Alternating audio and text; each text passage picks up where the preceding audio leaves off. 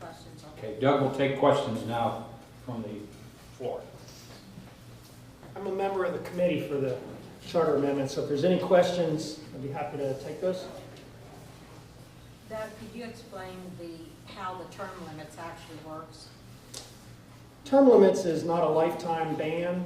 What term limits is it just sets a two-term limit, which is not retroactive. It would basically, if it passes, it would start now, so it would give any elected official 2 terms in their present position. And at that time, they could go to another position. They could go for mayor, they could go for a committee, and then after that, they could actually come back. So all it does is open the door a little bit for someone else to get in there and get some more ideas. We've had so many career politicians. I know Kenny Burke is retiring this year, but he's been in there 26 years, 24. Many of them have been there. And what happens is people are afraid to run because these people are there, they're the incumbents. So people don't challenge them. People know the name. It makes it a lot easier, name recognition. Anything else? Yeah? After you're doing all your investigation work, how many dollars do you have to add up that they can cut from their budget or money wasted, money they waste, I guess? Do you ever come up with a total of that amount? I guess I don't understand the question. I mean, I found where they've wasted money. I don't know the totals. I know the rental property is $147,000 they're losing in rental property. Right. I mean, you're against the levy, so that's $65,000 or $70,000, Yes. right? Yeah. Okay, so you're saying they definitely don't need that money because in other areas that you looked up in their budget that you see other monies where they can make up that money, or they just don't need the money? Well, the current budget has $134,000 in the black, which doesn't include that $65,000. To answer your question, is where can they make up $65,000? They've already done that by dropping the building maintenance, not maintenance guy, what's he called? Inspector. The building inspector. Right. They've also turned the finance position into a part-time position. They've already saved more than that. So they have been trying to save some money. For me, the $65,000 isn't that they won't need more money. I don't think they do, but it's time for us to start saying we need some accountability. You know, if you got $132,000, I understand you may want an emergency fund, but you're asking for $65,000 more. You've balanced the budget. What for? Is it to buy a shopping center? Is it what do we want it for? You know, you can't just keep adding. We're not a credit card. They can't keep coming to me and saying, "Give me more credit, give me more money," without a way to pay for it. So I'm sorry. Does that answer? right, they're $132,000 in the black. Yes. You're saying they want more money for the black, right? It would go towards the bottom line. Yes. And if you look at last year's 2 levies, the $340-something thousand that we all passed for them. We passed it for police, and we passed it for recreation. But those 2 items were paid from the general fund prior to that. So all they did for me is creative accounting. They gave themselves $340-something thousand more to the general fund and shifted that bill to you and me. Okay? That is absolutely what happened with that money.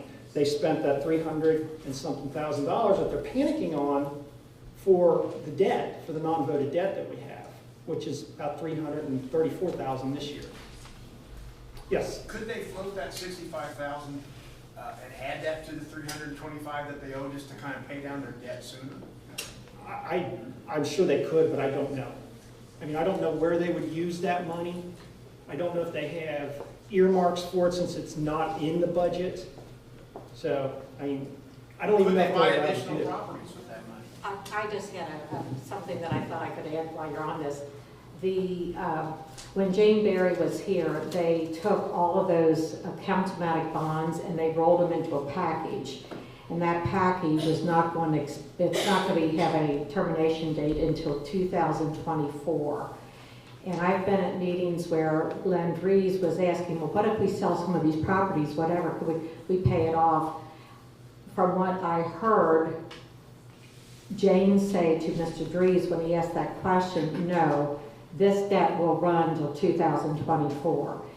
And that is one of the reasons that I'm hopeful that if we can get a performance audit done, we'll have some experts that will come in and take a look at what assets we have, what liabilities and so forth, and recommend a path to get out of where we are.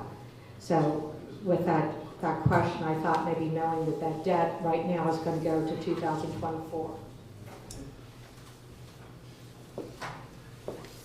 I think a comprehensive performance audit would really help also. I think it'll point out many of the deficiencies that we do have, and it'll help streamline the budget that we do have and make better use of the money that we are giving them.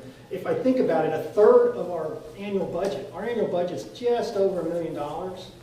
So $340-something thousand of that is going to service that debt.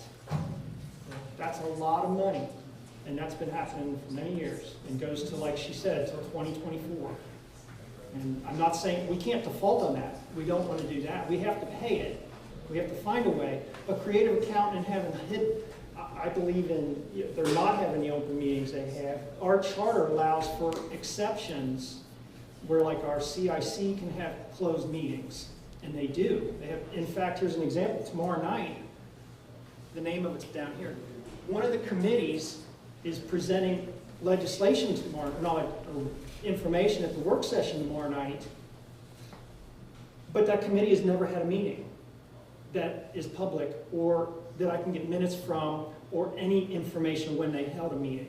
So how can they present legislation or information at a council meeting or a work session if they've never had a meeting and they say they're not having private and public, or they're not having closed meetings?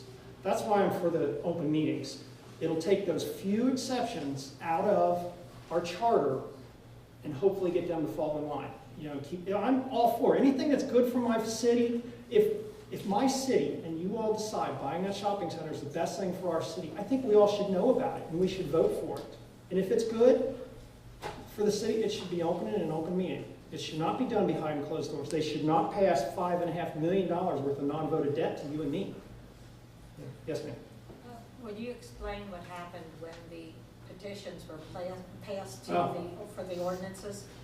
Here's an example. I don't believe mistakes, let's see, how do I say that?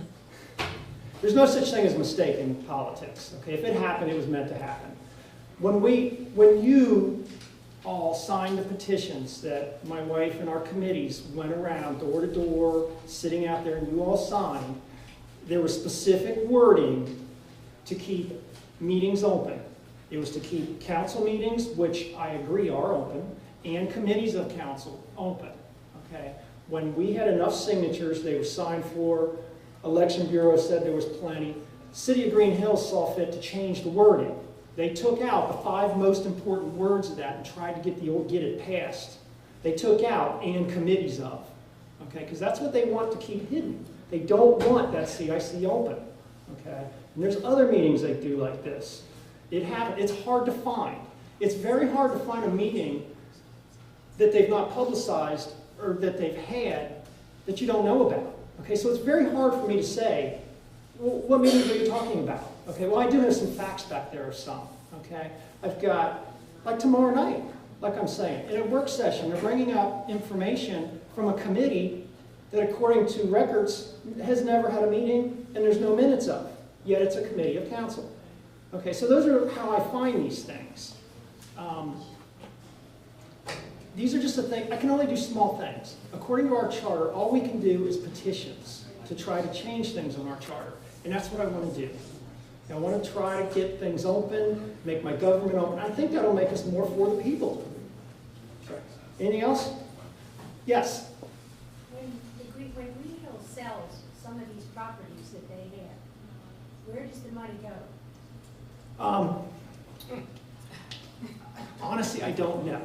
I really don't know the answer to that. And I do agree, okay, that if we were to sell our rental property, okay, at this point, we're obviously going to take a bath on it, okay.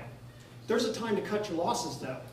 Okay, I don't know if any of you have rental property or an older car. You have to decide when is the point to sell that and cut your losses. You know, when we're losing $147,000 a year in 20 units that are sitting empty, and I've brought it to their attention. I've mentioned things that we can do, and council just kind of shuts you down. They're not interested.